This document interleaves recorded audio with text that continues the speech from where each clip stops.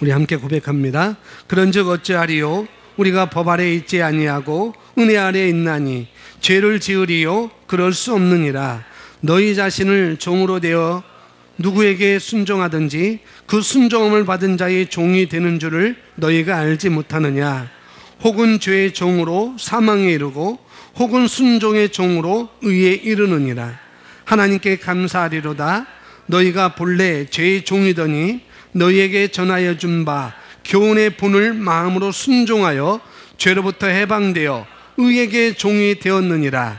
너희의 육신이 연약함으로 내가 사람의 여의대로 말하노니 전에 너희가 너희 지체를 부정과 불법에 내주어 불법에 이른 것 같이 이제는 너희 지체를 의에게 종으로 내주어 거룩함에 이르라. 너희가 죄의 종이 되었을 때에는 의에 대하여 자유로웠느니라. 너희가 그때에 무슨 열매를 얻었느냐? 이제는 너희가 그 일을 부끄러워하나니 이는 그 마지막이 사망입니다. 그러나 이제는 너희가 죄로부터 해방되고 하나님께 종이 되어 거룩함에 이르는 열매를 맺었나니 그 마지막은 영생이라. 죄의 삭은 사망이요 하나님의 은사는 그리스도 예수 우리 주 안에 있는 영생이니라. 아멘. 한 가지 방향으로 반응하기 위한 우리 영적 습관 만들기, 우리 5가지. 첫 번째부터 우리 함께 고백합니다. 첫째, 매일의 삶을 귀히 여기고 기뻐하며 즐기기로 선택합니다. 둘째, 필요한 것은 이미 다 예배되어 있다는 것을 의식합니다. 셋째, 기도는 우리의 호흡입니다. 기도하는 습관을 장착합니다. 넷째, 다섯째, 어떤 경우에도 승리한다는 것을 믿습니다. 아멘. 할렐루야.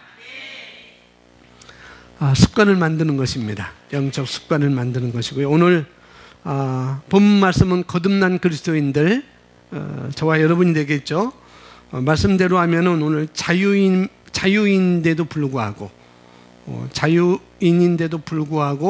내가 자유의지를 가지고 우리가 의지작용을 가지고 또 다른 말로 우리가 선택하는 그런 선택의 능력을 가지고 있는데, 이런 의지작용, 또 자유의지, 선택의 능력, 선택의 기능, 이런 것을 가지고 내가 선택하고 선택한 결과가 무엇인지를 전반적인 내용으로 오늘 우리에게 15절부터 23절까지 말씀을 해주고 있습니다. 사실상은 이것은 1장부터 계속 연관되는 거예요. 1장부터 계속 연관되고 있고,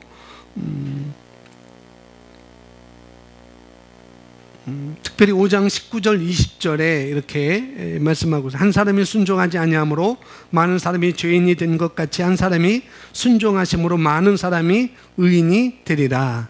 5장 19절에 이렇게 말씀하고 있고, 그래서 20절에 율법이 들어온 것은 범죄를 더하게 하려 함이라. 그러나 죄가 더한 곳에 은혜가 더욱 넘쳤나니, 죄가 더한 곳에 은혜가 더욱 넘쳤나니 라고 이렇게 말하면서 6장 1절에 그런즉 우리가 무슨 말하리요? 은혜를 더하게 하려고 죄에 거하겠느냐.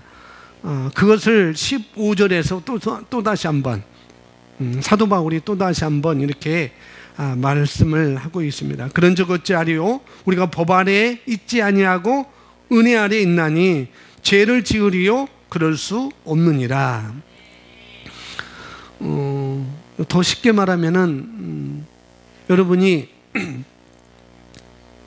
100만 원을 빚졌어요. 100만 원을 빚졌고 1억을 빚졌어요. 네, 100만 원을 빚졌는데 빚이 졌는데 그 100만 원에 대한 빚을 안 받겠다고 약속을 받아놨습니다. 그래서 룰랄라 너무 좋은 거예요. 그것하고 1억을 빚을 졌는데 1억 내가 안 갚아도 돼. 그냥 안 갚아도 돼. 어느 것이 더 낫겠어요? 어떤 것이 더 나은 게 아니고 어떤 것이 더 기쁘겠고 어떤 것이 더 홀로 날아갈 것 같아요? 1억이겠죠. 바로 그거라는 거죠. 그래서 로마 유대인들이 그런 착각 속에 있었다는 거죠. 그렇다면은 사도 바울이 말하는 것, 내가 말하는 것처럼 은혜로 우리가 구원받았다면은, 그러면은 죄가 더 있는 곳에 은혜가 더 넘쳤다고 그러니까 죄를 더 많이 지으면은 하나님의 은혜를 더 느낄 수 있지 않겠느냐라고 이렇게 잘못된 주장을 하는 사람들에게 그럴 수 없다라고 이렇게 말을 하고 있는 거예요. 그래서 범죄를 더하게 하려고 죄가 더한 곳에 은혜가 더욱 넘쳤다고 그 은혜를 내가 더 체험하려고 내가 또 그런 죄를 짓냐? 또 그런 죄 속에 내가 가려고 하느냐? 그런다는 거죠. 은혜를 더하게 하려고 죄에 거하겠느냐? 그렇게 말하면서 그런즉 어찌하겠느냐? 법 아래 15절에 그런즉 어찌하리요? 우리가 법 아래 있지 아니하고 어디 아래? 은혜 아래 있으니. 이제는 법 아래 있지 아니하고 은혜 아래로 우리가 위치가 바뀌어졌습니다. 우리는 그런 존재라는 것이죠. 그런 자리에 우리는 와 있다는 거예요. 그렇기 때문에 죄를 지으리요? 그럴 수 없다는 것이죠. 우리가 은혜로 우리가 구원받고 거듭났는데 죄를 지을 수 있느냐? 물론 죄를 지을 수 있죠. 오늘은 지난 시간에 의해서 이어서 인간의 의지작용에 대한 성경적 이해라는 거죠. 우리 인간의 저와 여러분의 의지작용, 다른 말로 선택, 자유의지, 또 선택할 수 있는 그런 기능들, 이런 것을 성경을 통해서 우리가 오늘 또 살펴보려고 하는데요. 율법 아래와 은혜 아래를 대조해서 말하고 있습니다. 율법 아래 있었고 은혜 아래 있는데, 그런데 너희는 이제는 법 아래, 법 아래는 바로 율법이겠죠. 율법 아래 있었는데 이제는 그렇지 아니하고 은혜 아래 있다. 은혜 아래 있다. 그래서 은혜를 더하게 하려고 죄에 거하겠느냐, 그런 말이 있는 거예요. 1절 말씀을 다시 한번 되짚고 있는 것입니다. 그럴 수 없다는 것이죠. 잘못된 선택들을, 잘못된 의지작용, 잘못된 자유의지를 지금 여기서 말씀을 하고 있습니다. 말씀에서 떠나서 마음대로 하는 것, 말씀에서 떠나서 마음대로 사는 것, 하나님과 사람과 이웃을 배려하지 않고 내 마음 내키는 대로, 그냥 내 마음 내키는 대로 내 마음대로 살아도 좋다는 것이냐? 그것이 아니라는 것이죠.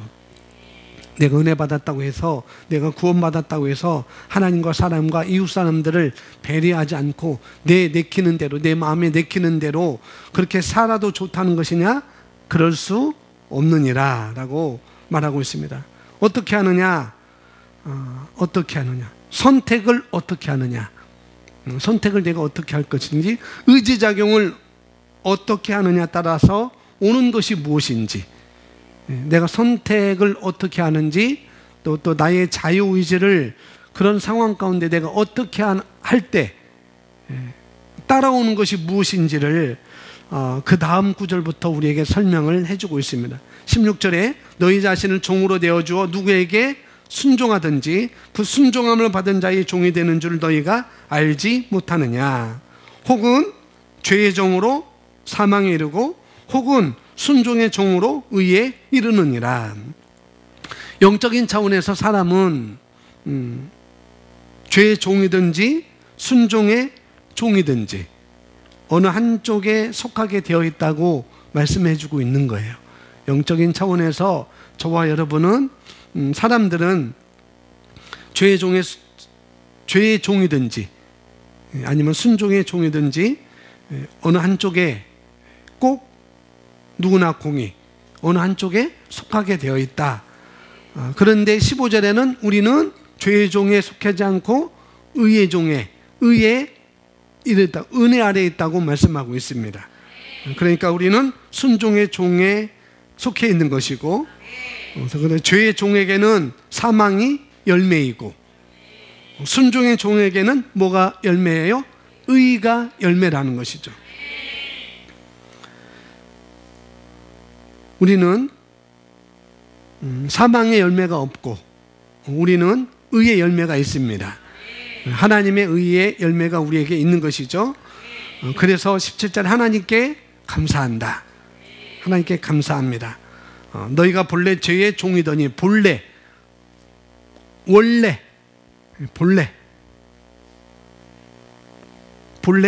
죄의 종이더니 너희에게 전하여 준 바 교훈의 본을 마음으로 순종하여 죄로부터 해방되어 의에게 종이 되었느니라. 사람이 마음으로 믿어 의에 이르고 입으로 시인하여 구원에 이른다는 것이죠. 그래서 교훈의 본을 마음으로 순종했다는 것, 마음으로 믿고 그 다음에 입으로 내가 시인하는 그런 선택, 그런 의지작용을 함으로 말미암아 우리는 의의 열매를 맺게 된 거라는 것이죠. 그것을 말하고 있습니다. 우리가 의지작용을 발동해서, 저와 여러분이 의지작용을 발동해서 마음으로 믿는 것을 입으로 시인하고, 그것을 오늘 말씀에는 의지작용을 발동해서 선택해서 우리는 의에 이르게 된 것입니다. 그래서 감사하다는 것이죠. 우리는 의에 이르게 되었습니다. 어떻게 선택했느냐에 따라서 한편으로는 죄의 종에 있는 것이고 법 아래에 있는 것이고, 한편으로는 어떻게 선택했느냐, 의지작용을 어떻게 발동했느냐에 따라서 은혜 아래에 있는 것이고 순종의 종이 된 것이고 의의 열매를 맺게 된 것이다 라고 계속 대조적으로 우리에게 말씀을 해주고 있습니다. 그렇게 나눠진 것은 바로 선택에 의해서 의지작용을 어떻게 발동했는지에 대해서 말씀을 해주고 있어요. 19절에 너희 육신이 연약함으로 내가 사람의 예대로 말하노니 전에 너희가 너희 지체를 부정과 불법에 내주어 불법에 이른 것 같이 이제는 너희 지체를 의에게 종으로 내주어 거룩함에 이르라. 너희가 죄의 종이 되었을 때에는 의에 대하여 자유로웠느니라. 자, 의에 대해서 20절에 의에 대해서 자유로웠다는 것은 뭐냐면, 이건 뭐냐면은 의와는 상관이 없었다는 거예요. 의와는 거리가 멀었다는 것, 그런 것을 말씀해 주고 있고, 다른 말로는 하나님의 의의 말씀에, 이 계시의 말씀에, 이 의의 말씀에서 말하고 있는 것으로 사람들을 바라보지 않은 것, 자기를 그렇게 바라보지 않고 또 상대방을 그렇게 바라보지 않은 것을, 이것을 말하고 있는 것입니다. 내 식대로, 내가 느끼는 대로, 내 감정대로 보는 거라는 거죠. 상황을, 사물을 내 감정대로, 내가 느끼는 대로 보는 거예요. 근데 우리는 진리에 따라서 사람을 바라보는 것이고 사물을 바라보는 것이고 상황을 바라보는 것입니다. 그래서 지난 시간에 그가 나빠서가 아니라 몰라서 그런 거야. 그가 나빠서 그런 게 아니고 몰라서 그런 거야 라고 우리가 평가하고 바라보는 거예요. 그리고 그가 몰라서 그랬으니까 또 거기서 중단하면 안 되고 우리가 또 알려줘야 되는 것이죠.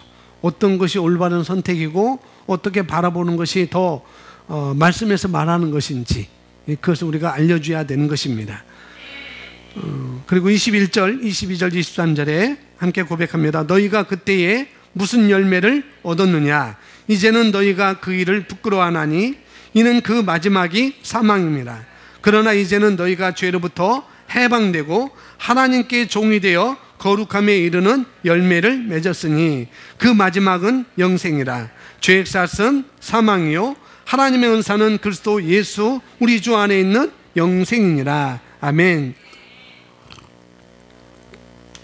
저와 여러분의 자유의지를 통해서, 저와 여러분의 의지작용을 통해서 선택한 것을 말하고 있는 것입니다. 내가, 하나님 우리에게 자유의지를 주셨는데, 하나님 나에게 의지작용을 주셨는데 선택할 수 있는 권리, 권세, 그런 기능을, 그런 능력들을 주셨는데 그것을 어떻게 발동했는지, 그걸 어떻게 기능했는지, 어떤 것을 선택했는지를 말하고 있습니다. 결국은 우리가 은혜 아래에 있다는 것, 순종의 종이 되었다는 것, 우리에게는 의의 열매가 있다는 것, 우리는 영생이 있다는 것, 이런 모든 것들은 바로 우리가 진리의 말씀을 선택해서 온 결과라고 오늘 결론적으로 우리에게 말씀해 주고 있습니다. 진리의 말씀을 선택함으로 말미암아 나에게 다가오게 된 것, 내게 오게 된 것을 결론적으로 이렇게 말씀을 하고 있는 것이죠. 의지작용, 자유의지, 선택의 기능들을 사용해서 그래서 선택하는 것은 너무나 중요한 거예요. 이제는 우리가 이제 구원을 받았으니까 그게 이제 끝났다. 이미 우리는 그런 의지작용을 발동해서 구원이라는 것, 거듭난 그리스도인이라는 새로운 피조물이라는 그런 자리에 우리는 오게 되었습니다.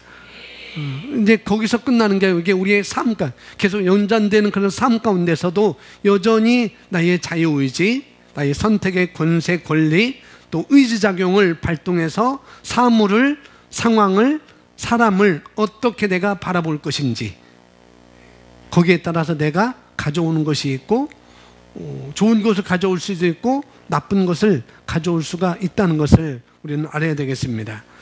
그래서 그것을 지금부터 설명을 하고 있는 거예요. 그 아래부터. 그러므로 우리 안에는 인간의 의지작용에 의한 고귀한 선택의 능력이 있음을 우리가 알아야만 합니다. 우리 안에 뭐가 있다고요? 선택할 수 있는 기능, 선택할 수 있는 능력, 그것을 의지작용이라고 말하고 있습니다. 그 의지작용을 통해서 내가 선택하는 거예요. 그 자유의지를 통해서 내가 선택하는 것입니다. 그러니 지난번에도 말씀드렸듯이 나는 어쩔 수 없었어요 라고 우리는 말할 수 없다는 것이죠. 어쩔 수 없었어요. 상황이 그래서 어쩔 수 없었어요. 어쩔 수 없었어요 라고 우리는 말해서는 절대 안 되는 것이죠. 우리 고백하겠습니다. 나는 어떤 상황이든 말씀을 선택하겠습니다. 나는 어떤 상황이든 말씀을 선택하겠습니다. 진리를 선택하여 상황을 변화시키겠습니다. 진리를 선택하여 변화시키겠습니다. 그것도 반드시. 할렐루야. 그러므로 우리 안에는 인간의 의지작용에 의한 고귀한 선택의 능력이 있음을 우리가 알아야 합니다. 우리 안에 있는 그 능력 뭐예요? 선택의 능력. 우리 안에 있는 그 선택의 능력을, 의지작용의 능력을 포기함으로 수동적이 되어서 환경이나 사탄의 희생자가 되는 경우를 봅니다. 이는 왜 그런가? 이유가 있다는 거예요. 이는 자기 자신에 대한 이해력의 부족에서 나온다는 것이죠. 우리 안에 그 능력이, 선택의 능력이 있습니다. 그 능력을, 그 선택의 능력을 뭐함으로? 포기함으로. 뭐가 되어서? 수동적이 된다고요. 그 선택의 능력을 내가 포기해서 수동적이 되는 것이고, 그래서 가만히 있는 거예요. 가만히 있는 것입니다. 그것을 내가 허락하는 것이죠. 그 상황을 내가 가만히 있어서 그 환경을 내가 허락하는 것이고, 그 사물에서 내가 감각지식으로 오는 그런 것들을 내가 허락하는 거라는 거죠. 그것이 바로 수동적인 것입니다. 그것이 바로 선택의 능력을 포기해서 그런 능력을, 그런 것들을 허락하는 것이죠. 그래서 우리는 잘못된 것을 허락해서는 안 되겠죠.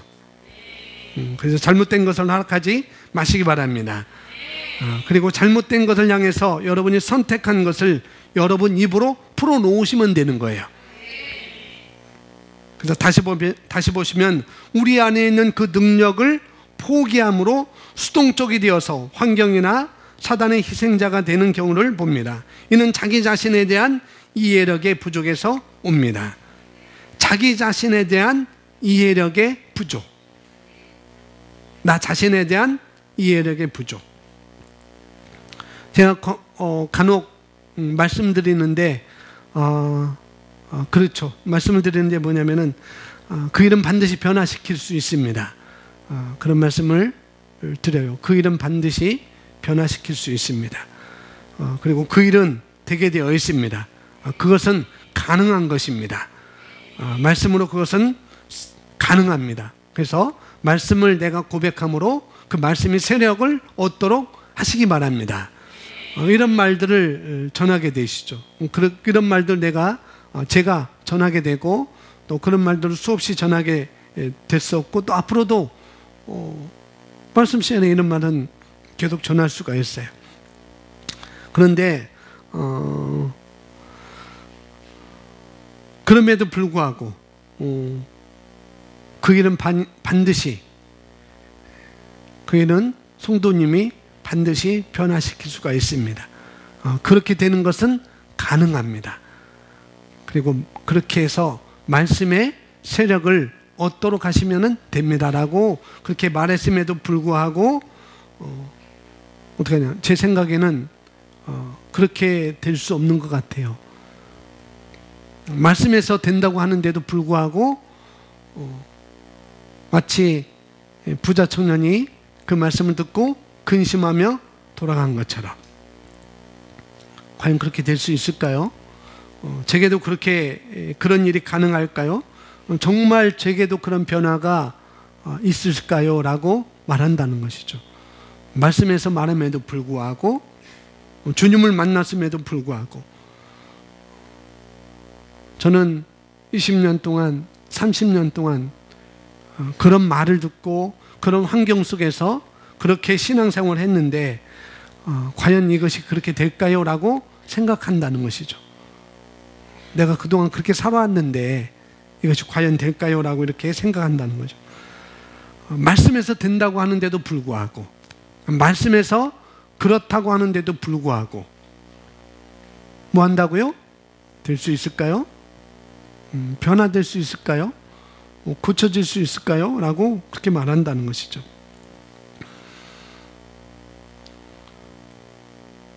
왜 제게도 그런 일이 일어날까요? 라고 말하는 것은 제게도 그런 일이 가능할까요? 제게도 그런 일이 일어날까요? 제게도 그런 변화가 있을까요? 라고 말하는 것은 뭐라고요? 본인이 무엇을 할 수 있는지 모르기 때문에 자기 자신에 대한 이해력의 부족이라는 것이죠. 나는 어떤 자이다. 나는 어떤 자이다. 나는 어떤 자이다. 내가 누구인지 본인이 무엇을 할 수 있는지를 모르기 때문에 그래서 된다고 가르쳐 주어도 된다고 말씀해서 말했음에도 불구하고 어떻게 하냐, 될 수 없다고 그렇게 생각하고 될 수 없다고 그렇게 말한다는 것이죠. 자기 자신에 대한 이해력의 부족, 그리스도 안에서 내가 누구인지 자기 자신에 대한 이해력의 부족 때문에 그렇게 말하는 것입니다. 그런 우리가 수동적인 자세, 그러니까 미온적인 자세, 또 진리를 선택하지 않고 잘못된 것을 내가 지켜보고 있는 것은 내 자신이 누구인지를, 자기 자신이 누구인지를 명확하게 알지 못하기 때문에 그런 것입니다. 내가 누구인지를 분명히 알면은 그렇게 말할 수가 없는 것이죠.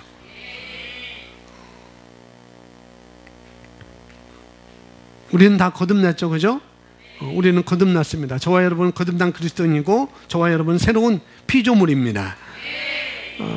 또 하나님의 생명을 가지고 있고 하나님의 본성을 우리는 가지고 있습니다. 우리는 하나님의 의로 의로운 자가 되었습니다. 치유와 신성한 건강은 나의 것입니다. 형통도 나의 것입니다. 승리도 나의 것입니다. 부여도 나의 것입니다. 그럼에도 불구하고 내 자신을 그렇게 이해하지 못하니까 그런 선택의 능력을 포기함으로 말미암아 수동적인 자세로 환경이나 또 사단의 희생자가 된다는 거예요.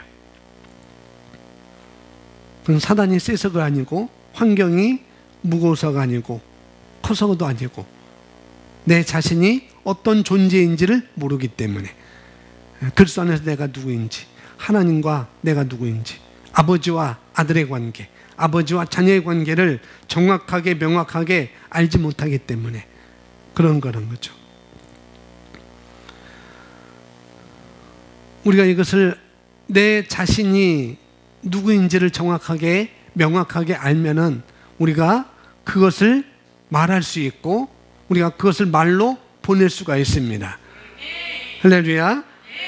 그래서 그 말로 보내서 이 세상과 사물에 대해서 또 환경에 대해서 또 질병까지도 내가 다스릴 수 있는 것이죠.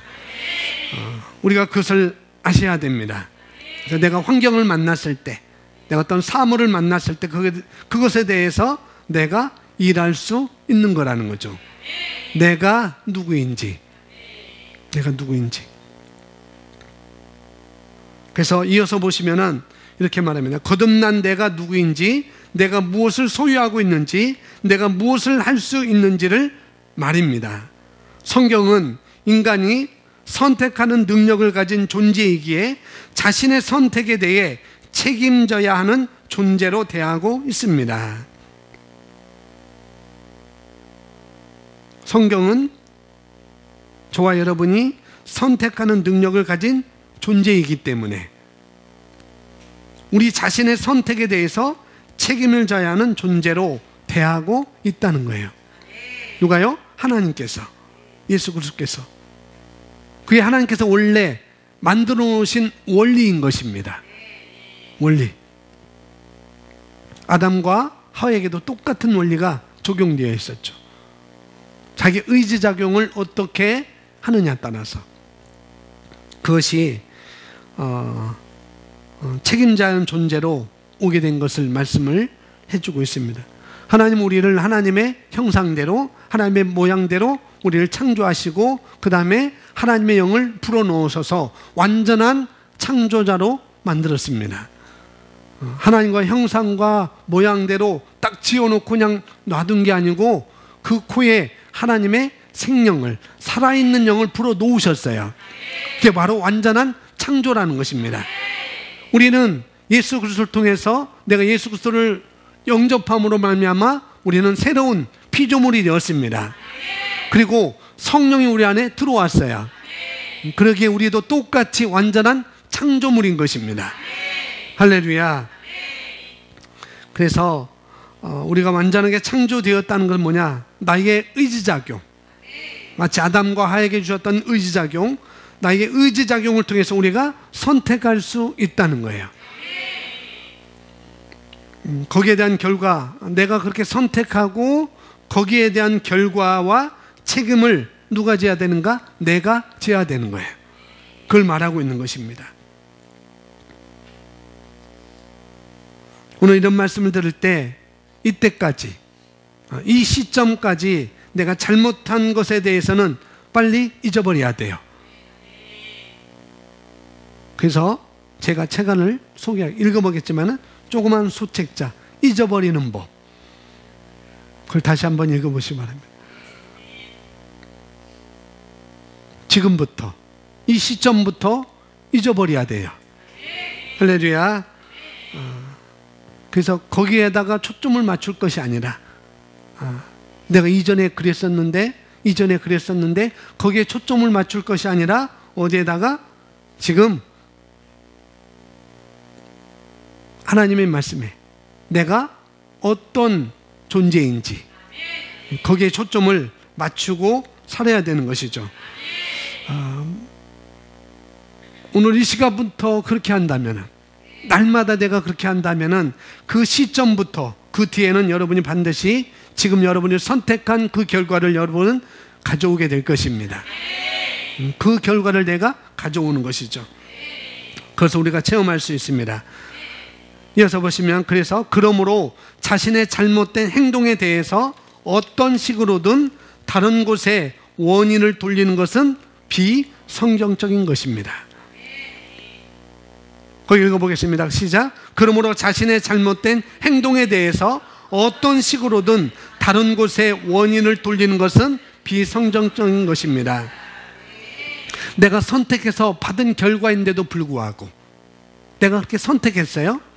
그리고 그 선택으로 인하여서 내가 그렇게 받았는 결과인데도 불구하고 원인을 상대방이나 환경의 탓으로 돌린다는 것이죠. 그것은 비성경적이라는 것. 그건 성경적이 아니라고 이렇게 말하고 있습니다.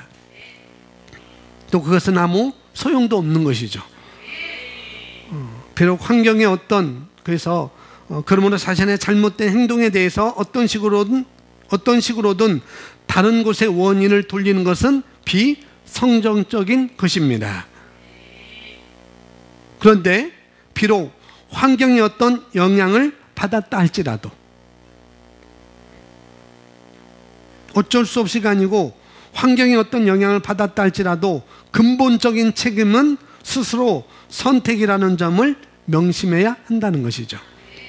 어떤 상대방을 통해서, 삶을 통해서, 환경을 통해서 그런 영향을 받았다 할지라도 근본적인 책임은 상대방이 아니고 사물이 아니고 환경이 아니고 내 스스로 선택했다는 점을 우리가 알아야 된다는 것이죠.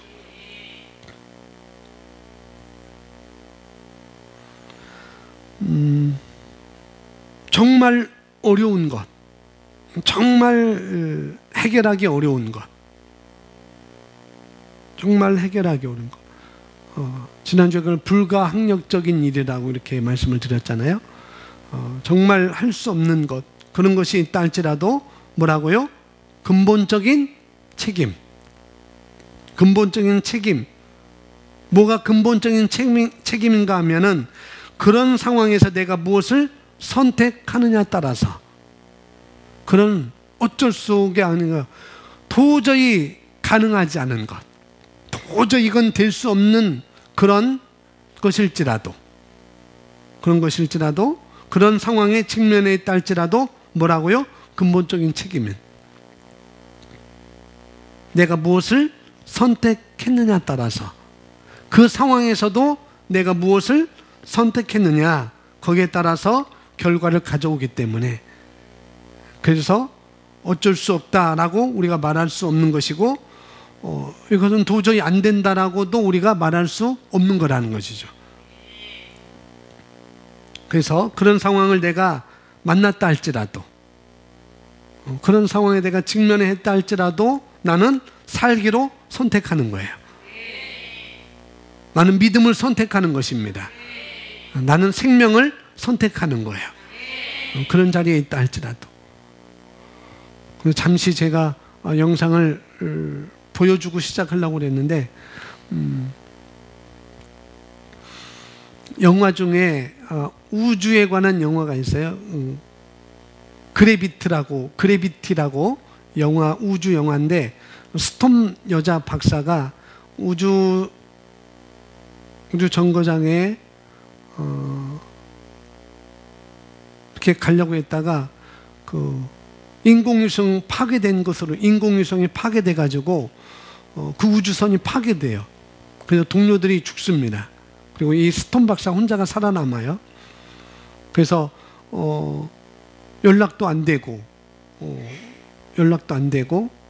이제 산소도 다 떨어지고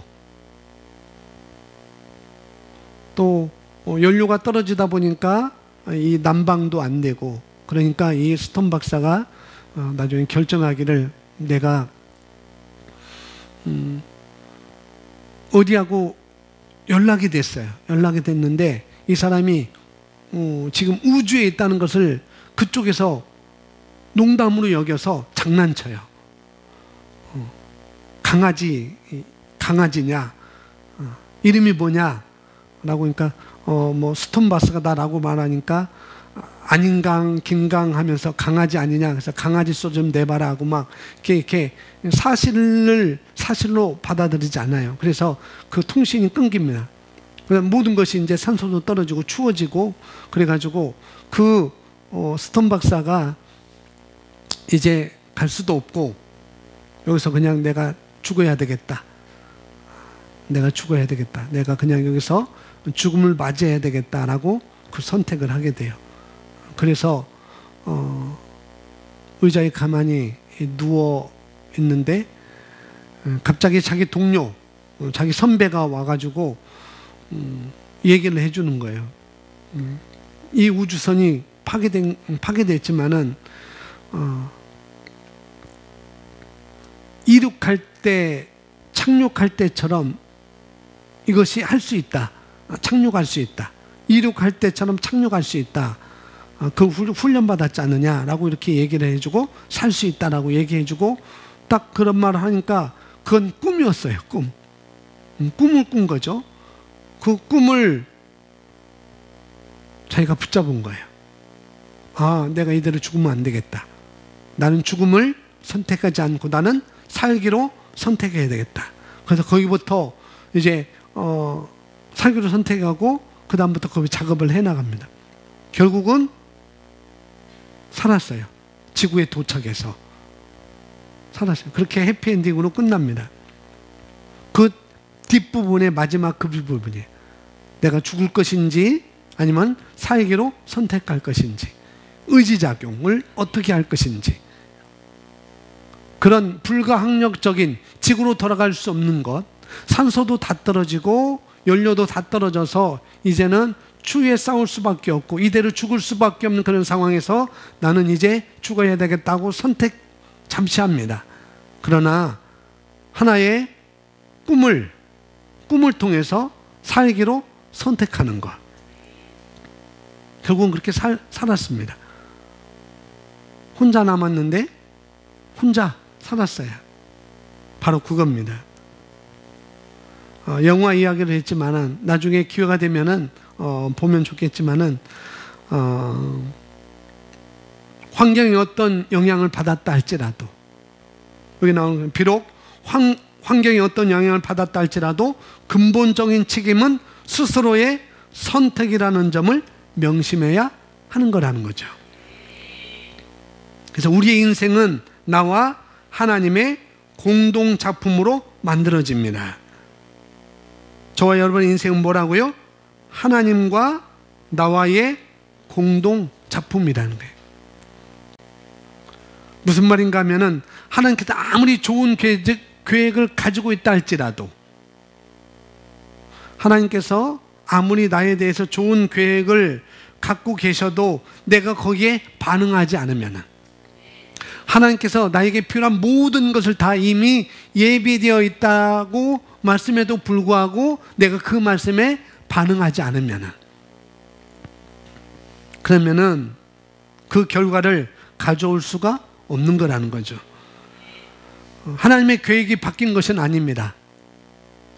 하나님의, 그렇다고 반응하지 않았다고 할지라도 너 반응하지 않았으니까 너에게 이미 예수 그리스도를 통해서 내게 필요한 모든 걸 다 준비해 놓은 거 내가 이제는 말소시킬게, 그게 아니라는 거죠. 그건 이미 계속 존재하고 있는 거예요. 그러나 내가 반응하지 않았기 때문에 그것은 내가 실행할 수 없는 거라는 거죠. 그런 축복들을, 그런 약속에 대한 것들을 내가 삶 가운데 실제로 내가 적용할 수가 없고 실제화할 수 없다는 것입니다. 그것을 말씀하고 있어요. 그래서 내가 협조하지 않으면, 저와 여러분이 협조하지 않으면 하나님의 뜻이 변경되거나 실패할 수도 있습니다.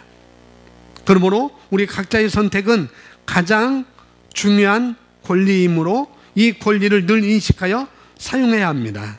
그럴 때 삶이라는 체험을 활기 있게 만들 수 있는 것입니다. 우리는 각자의 성격과 자신의 성격으로 야기되는 모든 문제에 대해 우리 각자의 선택의 결과임을 알아야 합니다. 저와 여러분이 어떤 사용할 성격을 가지고 있어요. 어떤 상황에서 그 성격을 가지고 있습니다. 우리 각자의 성격과 자신의 성격으로 야기되는 모든 문제에 대해 우리 각자의 선택의 결과임을 알아야 된다는 것. 그래서 그 성격을 사용할 우리 각자 그런 것을 가지고 있다는 것. 그 성격으로 인하여서 생겨진 문제에 대해서는, 그 결과에 대해서는 우리의 책임이라는 것입니다. 사용할 권리는, 선택은 나에게 있는 것이니까. 그러니 그 결과의 책임은 우리에게 있는 거라는 것이죠. 근데 이어서 본질은 타고난다는 것. 우리가 디스크 검진을 해봤잖아요. DISC 검사를 우리가 해봤잖아요. 기질검사. 다 기질검사를 했을 텐데 해본 분도 있고 안 해본 분도 있을 텐데 그 기질은 여러분이 갖고 있는 타고난 기질입니다. 태어날 때부터 갖고 있는 타고난 기질이에요. 그 기질은 나쁘고 좋은 것이 아니에요. 나쁜 것도 아니고 그렇게 또 좋은 것도 아니라는 것. 물론 뭐 좋을 수도 있고 그렇겠죠. 잘 개발하면은. 그러나 그것은 타고난 기질이니까 그것은 DISC 이것은 다양성이라는 거죠. 다양성. 그건 다양성인데 본질은 타고나지만 그럼에도 불구하고 우리가 수줍어한다든지 여기 나온 대로 행동을 못한다든지 또 불신을 갖는다든지 늘 우울하다든지 이런 것들, 이런 성격은 만들어진다는 것이죠. 수줍어하는 것 만들어지는 거예요. 우울한 것 만들어지는 거예요. 행동하지 못하는 것 만들어지는 것입니다. 불신을 갖는 것 만들어지는 거예요. 이건 기질이 아니라는 거죠. 기질이 있음에도 불구하고 내가 그렇게 선택함으로 말미암아 내가 그렇게 만들어가는 것입니다. 우리가 이것을 우리가 잘 알아야 됩니다. 그러나 이런 것이 있지만은 내가 올바른 것을 선택함으로 말미암아 변화를 시킬 수가 있습니다. 그런 것들, 불신도 변화시킬 수 있고 우울한 것도 변화시킬 수 있고 다 수줍어하는 것도 변화시킬 수 있고.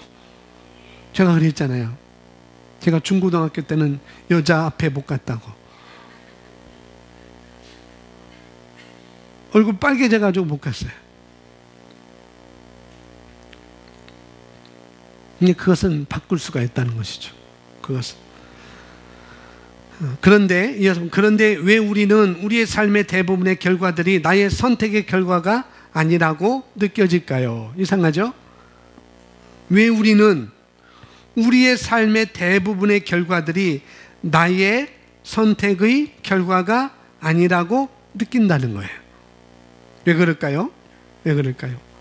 나의 삶에 이런저런 상황이 있을 것인데 이 일이 내 선택의 결과 아니라 딴 사람 때문에, 때로는 부모 때문에, 때로는 배우자 때문에, 때로는 자녀 때문에, 때로는 대한민국에 태어났기 때문에, 누구 때문에 그런다는 거죠. 때로는 사모님 때문에, 때로는 목사님 때문에, 때로는 권사님 때문에, 때로는 집사님 때문에, 때로는 셀 리더 때문에, 누구 때문에. 삶의 대부분의 결과들이 나의 선택의 결과가 아니라고 느끼는 것. 상대방 때문에, 누구 때문에, 사모님 때문에, 목사님 때문에. 혹시 그런 이유를 갖고 계시나요? 어떤 환경을 만났을 때 누구 때문에 그런 생각이 든다면, 그런 생각이 들어왔다면은 그 시점에서, 오늘 시점에서 이제는 끝내야 되는 거예요.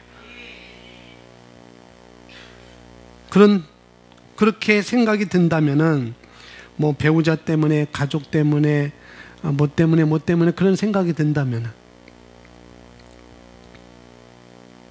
친정이 못 살아서, 시댁이 못 살아서 그런 생각이 든다면,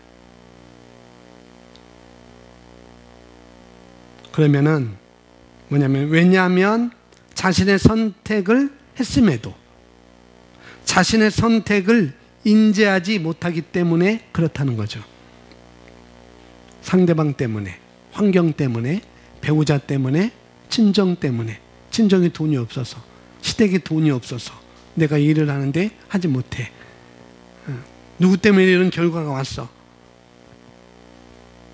그런 것이 있다고 한다면은 자신의 선택을 했음에도 자신의 선택을 인지하지 못하기 때문이라는 거죠. 내가 선택한 것이 분명해요. 자기가 선택한 것이 분명해요. 그래서 결과를 가져왔음에도 불구하고, 그런 결과를 내가 가져왔음에도 불구하고 내가 선택한 것을 모른다는 거예요. 인지하지 못한다는 거죠. 그런 결과가 내 문제가 아니라 상대방 때문이라고. 상대방 때문이라고.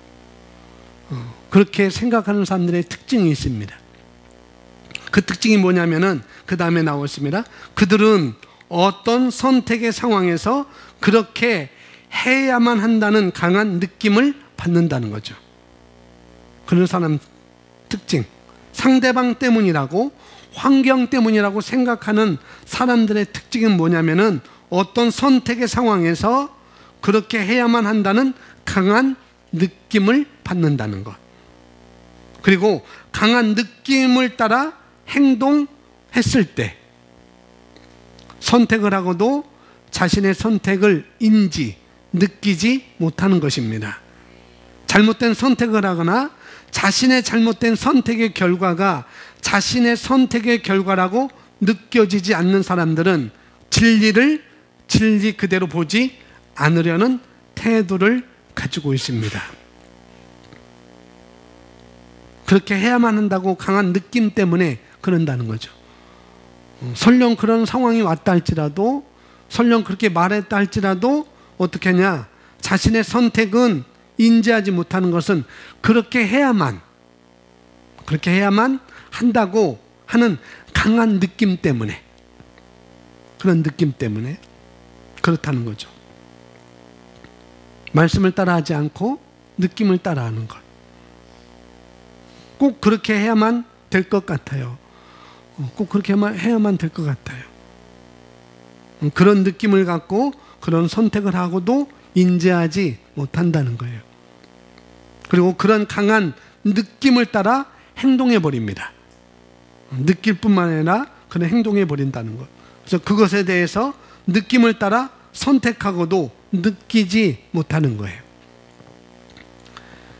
본인의 느낌을 따라 한 행동에 대해서 그것을 갖다가 느낌을 따라 선택한 것을 느끼지 못한다는 것입니다. 어쩔 수 없었던 일인 거예요. 어쩔 수 없었어요 라고 생각하는 것이고, 그것은 내 선택이 아니라 상대방의 문제였다고, 환경의 문제였다고, 나에게 그런 감정을 준 사람의 문제였다고 이야기를 하는 거예요. 나에게 그런 감정을 준 사람의 문제였다고. 그런 사람들은 본인이 잘못된 선택을 하고 그 선택에 따른 결과를 자신의 문제라고 보지 않는 것입니다. 그런 저와 여러분은 감정을 어떻게 조절해야 되는지, 생각을 어떻게 조절해야 되는지 전 시간에 우리는 배웠습니다. 그것들을 계속 보시면 되겠습니다. 그래서 감정을 따라서 잘못 선택하거나 그 선택의 결과가 자신이 선택한 결과라고 인지하지 않는 사람들은 진리를 진리 그대로 보지 않으려는 태도를 가지고 있습니다. 그것은 하나님 그대로 순수하게 믿고 싶지 않은 충동, 다른 사람을 그 사람의 그대로 순수하게 받아들이지 않으려는 태도로서 진리가 말하는 대로 바라보지 않는 태도. 이건 다른 말로 뭐냐면은 그대로 순수하게 믿고 싶지 않은 충동, 하나님을, 또 사람을 그대로 순수하게 받아들이지 않으려는 태도는 바로 진리가 말하는 대로 바라보지 않는 태도라는 거죠. 그 원인으로는 첫째는 내 삶의 결과를 하나님과 다른 사람들에게 돌리고 싶은 드러나지 않는 숨은 동기 때문입니다. 뭐 때문이냐고요?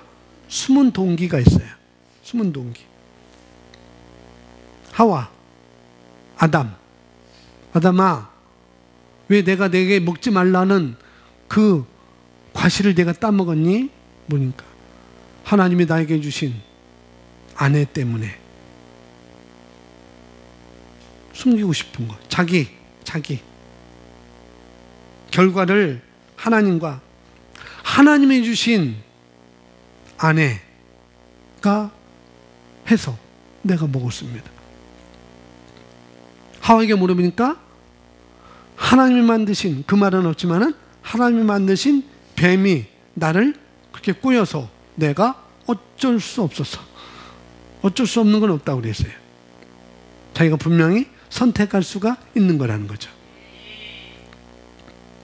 내 삶의 결과를 하나님과 다른 사람들에게 돌리고 싶은, 드러나지 않는 숨은 동기가 있다는 것이죠. 다른 말로 책임지고 싶지 않은 동기, 책임지고 싶지 않은 거예요. 책임지고 싶지 않은 그 결과에 대해서. 그리고 두려워합니다. 그래서 다른 사람들에게 돌리고 싶은 동기가 안에 숨어 있다는 것이죠. 두 번째 읽어보겠습니다. 두 번째 원인은 자기 자신의 선택이었다는 사실을 직면하는 것이 아프고 그 책임을 져야 하는 것이 두렵기 때문입니다. 그래서 그런 결과를 상대방에게, 하나님에게 돌리는 숨은 의도들이 안에 있는 거예요. 그런 동기들이. 그건 저와 여러분이 말씀을 배우고 특별히 하나님께서 어떤 분이신지, 내가 누구인지, 내가 무엇을 가지고 있는지, 내가 무엇을 할 수 있는지를 정확하게 알면 알수록 이것은 분명해지는 것입니다. 그 숨은 의도는 하나님의 말씀의 강력으로 파해지는 거예요. 그렇게 될 수 있습니다. 그러므로 우리는 인간의 의지 기능에 대한 성경적인 바른 이해가 필요합니다. 하나님이 하신 모든 일이라도 그것이 나에게 실제가 되기 위해서는 반드시 따라합니다. 반드시 나의 선택의 과정, 즉 의지작용이 개입되어야 합니다. 아멘. 하나님이 하신 모든 일이라도 그것이 나에게 실제가 되기 위해서는 반드시 나의 선택의 과정, 즉 의지작용이 개입되어야 된다는 거죠. 모세야, 내게 젖과 꿀이 흐르는 땅을 내가 다 내게 주었어. 여호수아야, 젖과 꿀이 흐르는 땅을 다 내게, 모세에게 말한 것처럼 내게 다 허락됐어. 그리고 너는 들어가서 차지하게만 하면 돼 라고 말씀했어요. 근데 다 차지하지 못했어요. 그렇게 했음에도 불구하고 하나님이 이미 그걸 다 차지하도록 했음에도 불구하고 이스라엘 12지파가 그걸 다 차지하지 않았다는 거예요. 이만하면 됐지. 더 우리의 피를 흘릴 필요가 있겠느냐, 더 고생할 필요가 있겠느냐라고 차지를 하지 않았다는 것이죠. 반드시 실제가 되기 위해서는 이스라엘 12지파가 그 가나안 땅을 7족속을 다 몰아내고 차지하는 것이 그들의 선택이었습니다. 이미 약속은 다 했을지라도, 이미 다 주었을지라도, 내가 발바닥으로 밟는 땅은 다 내게 주겠다라고 약속을 했음에도 불구하고 받는 것은 나의 선택, 의지작용에 개입돼야 그것이 실제가 된다고요. 그것처럼 마찬가지로 하나님께서 우리에게 그런 것들을 내가 기뻐할 수 있도록, 필요한 것은 내가 가질 수 있도록, 성령 안에서 내가 말씀을 선포함으로 내가 그것을 취해올 수 있도록, 어떤 경우에도 내가 승리할 수 있도록 다 해놓는데 그 모든 것들은 내가 믿는 훈련이 있어야 되는 것입니다. 그런 것을 여기서 말씀을 하고 있는 것입니다. 우리가 우리 앞에 진리의 말씀들, 이 의의 말씀, 이 계시의 말씀들이 제시되었을 때, 내 앞에 제시되었을 때, 또 진리의 말씀에 입각해서 어떤 상황들이 전개됐을 때, 그때 어떻게 하는가? 그때 그것을 선택해야 될 때, 그때 여러분이 거기에 선택에 내가 참여함으로 말미암아 하나님의 진리가 여러분 삶 가운데 실제가 되도록 우리가 만들어야 되는 것입니다. 이어서 보시면 인간의 무활동이 그리스도께서 우리를 위하여 하신 일들을 무효화시키지는 못하지만 그리스도 안에 내가 누구인지, 무엇을 가지고 있는지, 무엇을 할 수 있는지를 무효화시키지 못한다는 것이죠. 그러나 그러한 일들을 소용없게 만들 수는 있습니다. 나를 그렇게 만들었음에도 불구하고, 내가 그런 존재임에도 불구하고 그것이 실제 내게 소용이 있게 되려면, 유익이 있게 되려면 나의 의지작용이 필요하다는 것이죠. 우리는 거듭났습니다. 그렇죠? 우리가 거듭났어요. 그 거듭난 것을 하나님께서 말씀하신 것인데, 우리가 내가 거듭났는데 하나님께서 말씀하신 것에 대해서 반응하지 않는다고. 우리 거듭남은 뺏어가지 않는다는 것이죠. 너 반응하지 않으니까 너 거듭난 것 내가 뺏어갈게. 너 다시 거듭나야 돼. 그러지는 않는다는 것이죠.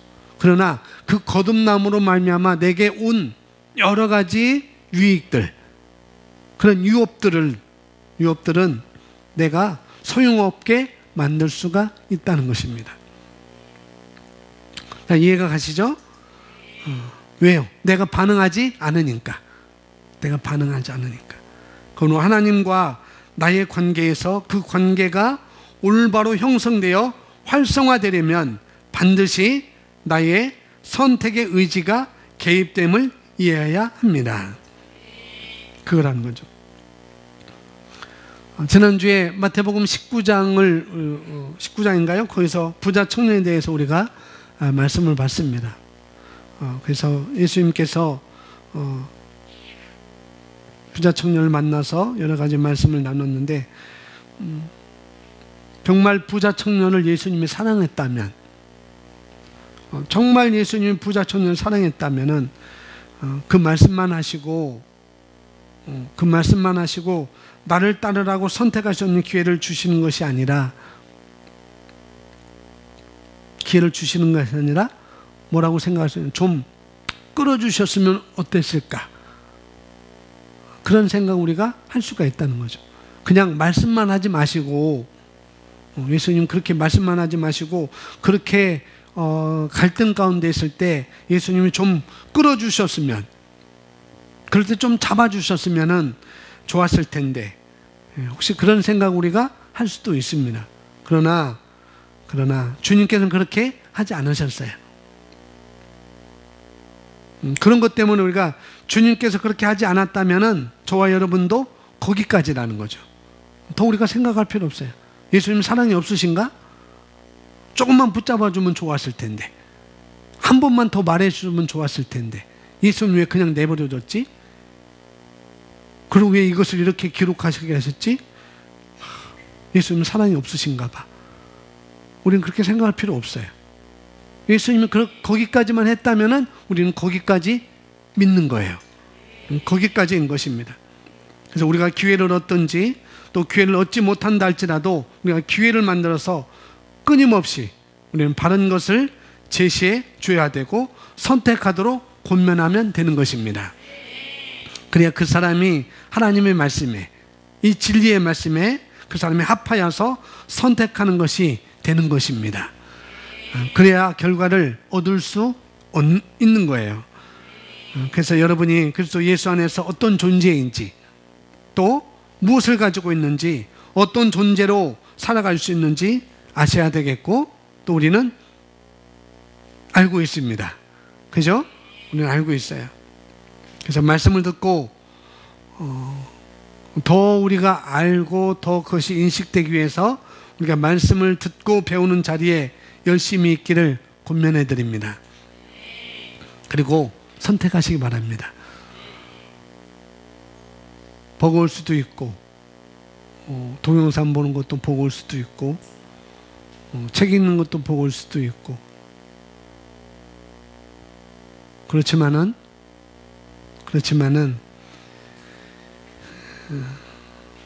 그렇게 여러분이 선택했을 때 분명히 선택한 것을 여러분이 가져올 수 있다는 것, 분명히 가져올 수 있습니다. 어제 어제 한 집사님을 만났어요. 어제 한 집사님 저녁을 같이 먹게 됐는데 그분이 월급이 꽤 이렇게 많이 버는데 JMA를 선택했습니다. JMA를 선택했는데 하루에 8만 원을 깐대요. 하루 거기 못 나가게 되는 것에 대해서 8만 원을 깐다고 그렇게 얘기를 하고, 그러면은 48에 32만 원을 월급에서 재고 준다는 것입니다. 그러면서 그 집사님이 5주도 있는 날이 있더래요. 5주도 있는 날이 있대요. 그래서 그러면 5주면은 58이 40만 원이네. 그래서 제가 생각을 돌려줬어요. 집사님, 그건 심는 거 없습니다. 까는 게 아니고 심는 거예요. 돌려줬어요. 분명히 그렇게 선택했기 때문에 분명히 그 결과를 가져올 것입니다. 5주 있는 날은 40만 원을 심지만은, 그러나 그 심은 거에 대해서는 엄청나게 올 것입니다. 그것뿐이겠어요? 그것뿐이겠어요? 여러분들이 화요일날 갈 때 몇 분 권사님, 몇 분 집사님은 밥을 해서 같이 먹고 아이들 간식도 해 먹이고 아이들 업어주고 꼬맹이 업어주고 애기 업어주고 하는 그런 것들, 정말 그것은 값진 거예요. 그건 귀중한 것입니다.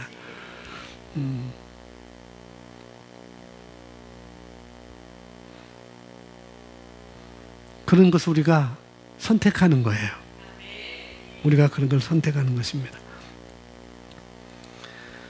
그런 자그마한 삶 가운데서, 말씀의 실제를 확장시킬 수 있습니다. 우리는 또 그렇게 확장시켜 우리는 가는 것이고. 할렐루야. 마지막 요한일서 4장 9절 말씀, 하나님이 어떤 분이신지에 대한 말씀입니다. 하나님이 어떤 분이신지 요한일서 4장 9절 10절 말씀 고백합니다. 하나님의 사랑이 우리에게 이렇게 나타난 바 되었으니